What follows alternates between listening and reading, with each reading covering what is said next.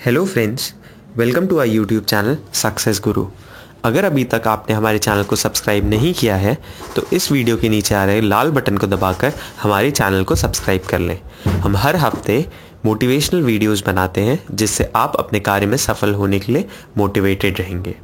आज जिस टॉपिक के बारे में हम बात करने वाले हैं वो ये है कि आप एग्ज़ाम टाइम में आपको किन टिप्स को और किन ट्रिक्स को अपने दिमाग में रखना है जिससे आप अपना स्कोर को मैक्सिमाइज कर सकते हैं। इसके लिए मैंने 4 पॉइंट्स की एक लिस्ट बनाई है। पॉइंट नंबर 1 है कि आपका जो भी स्कीम और सिलेबस है एग्ज़ाम का, उसको आप एक पेपर में पहले नोट कर लीजिए। टॉपिक वाइज अपना पूरा सिलेबस उसमें लिख लें और उसके रेफरेंसेस भी लिख लें कि जैसे अगर ये चैप्टर है तो ये आपको कहाँ से पढ़ना है, ये चैप्टर है तो आपको कहाँ से पढ़ना है। उससे क्या होगा, आपके दिमाग को पहले से ही पता होगा पूरा स्केड्यूल्ड मैनर में कि इतना मुझे पढ़ना है और इससे मेरे नंबर आ जाएंगे। उसके बाद आपको क्या करना है, उस लिस्ट के हिसाब से आपको चलना है। उसमें प्रायोरिटी वाइज आप सेट कर लें कौन से इंपॉर्टेंट क्वेश्चन है, कौन से ज़्यादा मार्क्स के आने की प्रोबेबिलिटी है किस किस टॉपिक्स की, और जो टॉपिक्स को टीचर ने बोल रखा है कि ये इंपॉर्टेंट है सबसे पहले उनको पढ़ लें। और इन टॉपिक्स को पढ़ने की एक रियलिस्टिक डेडलाइन सेट कर लें। सपोज कोई टॉपिक है, आप उसे जिसे जो 3 घंटे में पढ़ा जा सकता है, तो आप सेट कर लें कि हाँ आज शाम को 7 बजे तक मैं ये पढ़ लूँगा। डेडलाइन सेट करने से क्या होता है कि आपके दिमाग में एक वो क्राइटेरिया बन जाता है कि 7 बजे तक मुझे ये टॉपिक करना है। तो फिर आप अगर उसे काम को स्टार्ट करते हैं करना, तो आप फिर उसे पूरा करना चाहते हैं, तो उस तरीके से आपका वो टॉपिक पूरा हो जाएगा। तो डेडलाइंस बना के रखें। अब इसमें एक और चीज़ ये है कि अनरियलिस्टिक डेडलाइंस ना बना लें।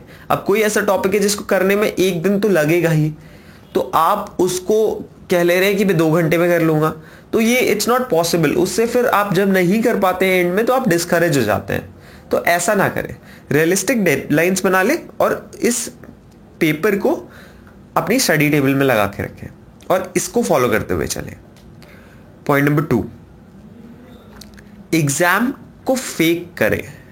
एग्जाम को फेक करने से मेरा मतलब है, सपोज आपका पेपर है 25 मार्च को, तो आप उसको ये मान के चलें, अपने दिमाग में ये रख लें कि मेरा पेपर है 23 को, 23 तक मुझे एनी हाउ फुली प्रिपेयर्ड रहना है।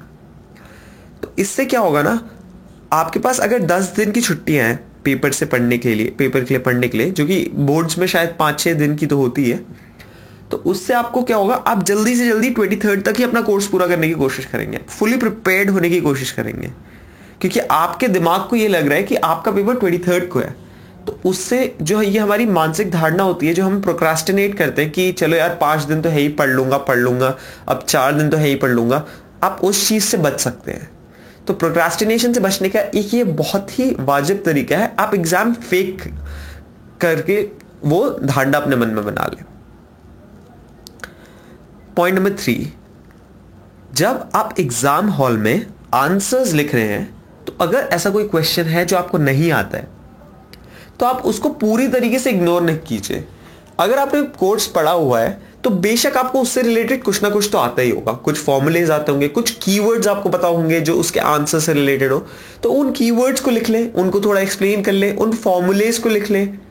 जितना आपको आता है उतना तो लिख ही लें, पूरा ही उसे ब्लैटेंटली इग्नोर मत करें।